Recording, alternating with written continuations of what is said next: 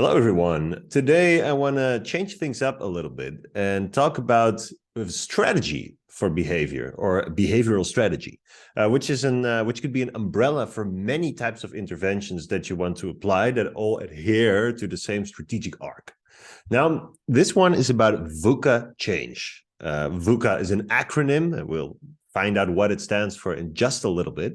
And for change managers or any type of manager or leader that is leading an organization through times of uncertainty or disruption, this is something that's going to sound very familiar. And this is all about being able to deal with the unpredictable.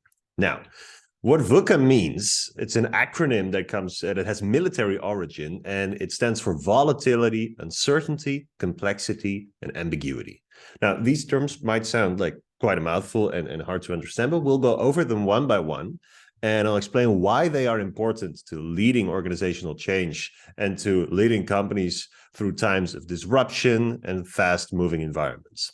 Now, this is making change a lot harder because when you look at classic 20th century change models, like the Lewin's model or things like freeze, unfreeze, refreeze, Kotter stages of change, these are all great models that should still be used because their principles are very strong, but they should be updated to the areas around the 21st century because we have been dealing with such fast-moving change that all these older models are having a hard time keeping up.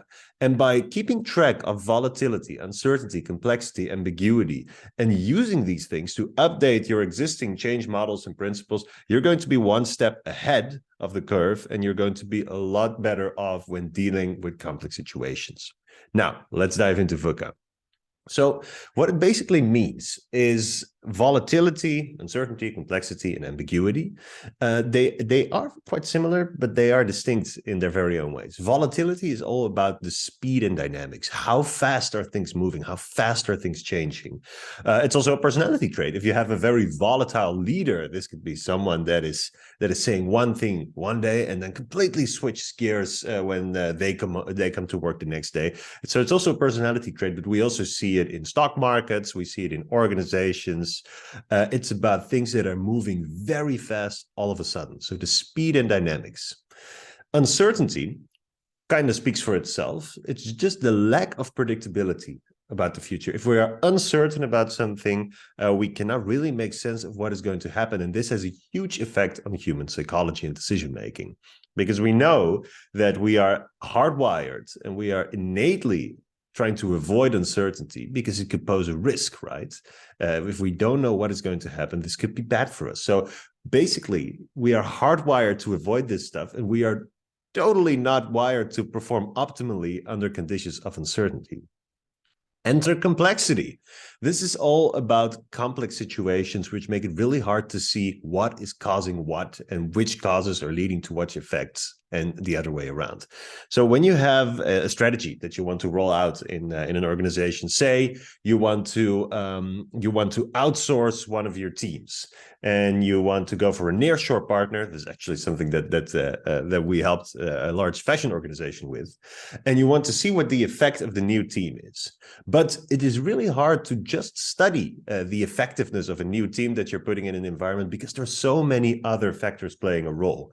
This was also during the COVID crisis, so we have a lot of human factors, we have a lot of human risk, we have a lot of financial factors, we have technological factors, front end, back end. So complexity makes it really hard to see if what you are doing actually has some effect. And then we have ambiguity. Now, ambiguity is the lack of clarity and meaning. It looks like uncertainty, but it's a little bit different. Ambiguity is when we have no idea what types of scenarios are awaiting for us. So where uncertainty is often more associated with risk, where we can see, well, there is an X percentage kind of this happening. When we have a fully ambiguous situation, we have no idea. Imagine when the COVID crisis in 2020, 2019, 2020 just hit us. For the first time, organizations started locking down. We had no idea what the future would look like in those first couple months. And then what we often see is that ambiguity resolves itself into more clearly visible risks. But they're different. So Volatility, uncertainty, complexity, and ambiguity. And of course, you don't have to completely remember what all these things mean and how they differ, but it's good that you have heard them and it's good that you see what they mean. So let's dive into how to deal with this stuff. And being behavioral scientists, we really like tackling acronyms with acronyms. So there are actually pretty evidence-based strategies that you can use to deal with these types of complexities and volatilities and uncertainties, etc. And we link them up in such a way that it's about countering volatility with vision, uncertainty with understanding, complexity with clarity, and ambiguity with agility. So let's go over those one by one. And I would invite you to turn on your strategic mind, to really look at this through a strategic lens and already tailor this to your own situation. So you have an organization, you notice that it's very volatile. How are you going to apply these strategies? Okay, so starting with volatility, right? We counter volatility with vision. Now, when we have a really fast-moving organization, fast-moving environment, we really don't know what it's going to look like tomorrow because it's moving so fast, it's so dynamic. It's really important that you have a good vision, a good story, a good narrative that embraces constant change. So we can't really deal with volatility. There's not much we can do about making the environment less volatile, but we can make our minds and the minds of the people that we work with a lot better prepared for volatility by having a strong vision and a good narrative that informs people about what is happening, why it's happening, and how we're going to deal with it. So a good story, a good vision is key, is paramount to countering volatility. We have a whole video about creating a story, a narrative, translating a vision into storytelling with the public narrative theory that can really help for this. So go watch that right now. I'll put a link in the comments. And another thing that you can do is to really push this narrative, this change narrative, and communicate it consistently.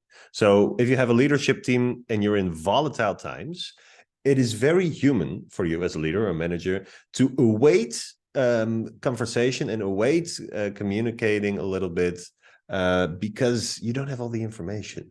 But if you have a clear and consistent overarching vision, it's really important that you keep communicating because that is going to guard people against volatility. The vision is what keeps people it keeps people at bay. It's making people a lot more guarded against volatility.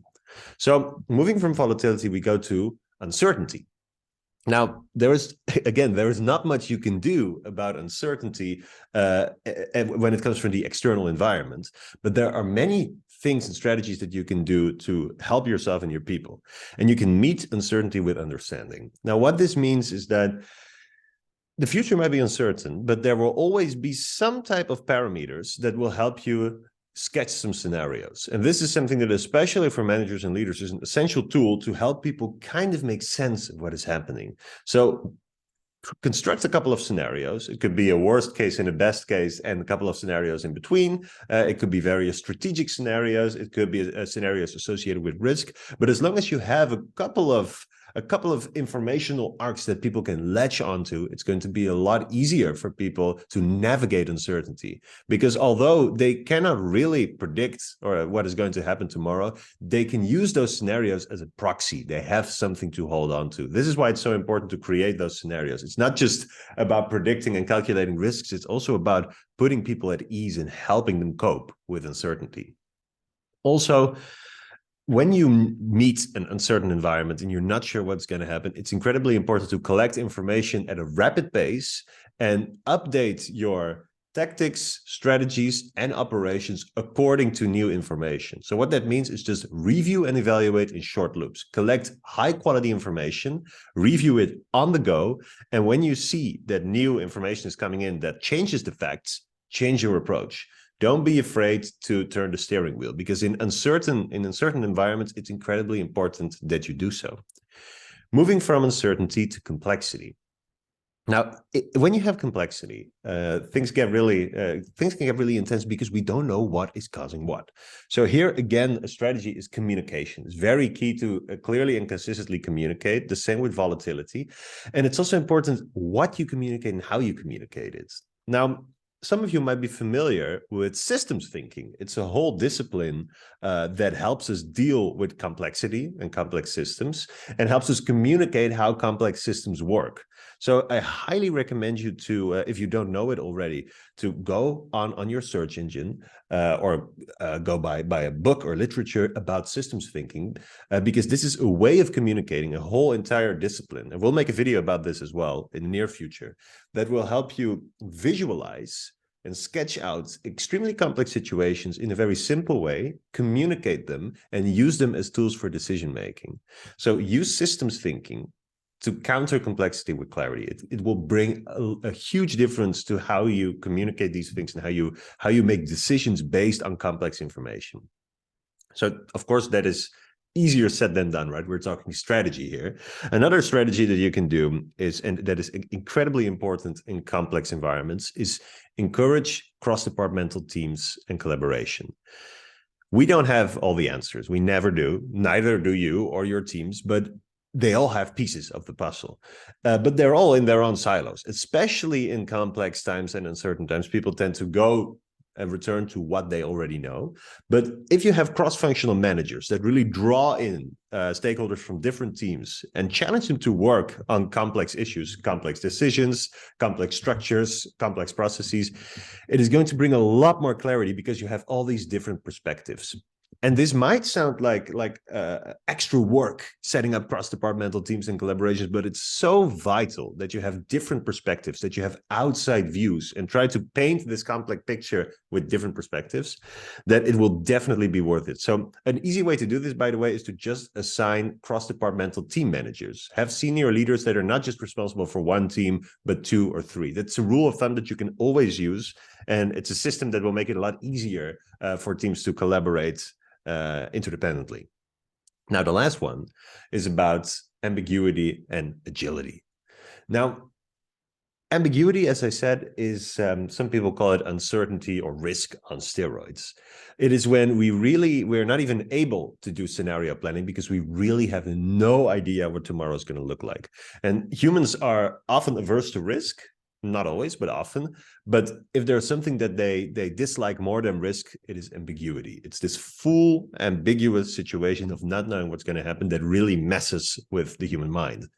So what we see stakeholders do when there's ambiguity is they avoid all risks. They don't experiment anymore. They don't innovate. They really only stick to what they know because they're scared of losing. It's loss aversion. It's a classic behavioral principle. So you need to counter this as a manager or leader with an organizational structure or system. So make sure that even in ambiguous times, you reward risk-taking. You incentivize your stakeholders to take a healthy amount of risk, to do experiments, allow them to fail, and allow them to innovate as well. This is also about hierarchical decision-making. If there's an MVP that might be promising, don't make it go to 6 layers of approval, but just go for it. What is the worst thing that can happen when you're already under full ambiguous circumstances? Countering ambiguity with agility is probably the best formula that you can do when there's so little known about tomorrow. Another thing, and this is a whole different strategy and domain on its own, is when you notice ambiguity, make sure that you have a sufficient growth mindset in your organization. Now, we have a webinar on growth mindset that I would highly recommend you to watch, where we go over what it means, what you can do as an organization to cultivate it, and how you can propagate it to habits and systems. But make sure that growth mindset is a component of your VUCA strategy by selecting people that have a growth mindset. So this is something about hiring, recruitment, and selection. There are many HR surveys and many HR processes that can easily help you select for growth mindset. And just to give a really short recap, growth mindset is the innate belief that we can change. Our skills and abilities can change if we put in sufficient effort. So our mindset is about growth and it's not fixed. Now, if you have people with a growth mindset in your organization, you will be a lot more guarded against ambiguity, not just ambiguity against all the VUCA components actually, but especially ambiguity. So make sure that you have sufficient people, a sufficient amount of people with growth mindset by selecting for that in your hiring processes. So better be safe than sorry when it comes down to growth mindset. And also you can cultivate this in existing employees through hiring, through training. Again, look at our webinar on growth mindset. There are many tools and techniques that you can immediately apply. It's freely available on this YouTube channel. And cultivate that and create that culture of growth mindset, and it will be a lot easier to counter ambiguity and to counter VUCA in general. So I want to cut it here because this is a lot of information, and I want to give you some time to see which of these VUCA domains is most prominent in your organization. Is volatility, uncertainty, complexity, or ambiguity? And give you some time on how you will operationalize these strategies. Are they useful? Let us know if they are useful for you and how you're going to apply these. You can put a link, you can put a comment down below. You can reach out to us directly. And as always, if you want us to make specific behavioral topics, specific behavioral videos on certain topics, reach out to us and we'll make sure that we get it on our backlog. All right, I'll see you next time.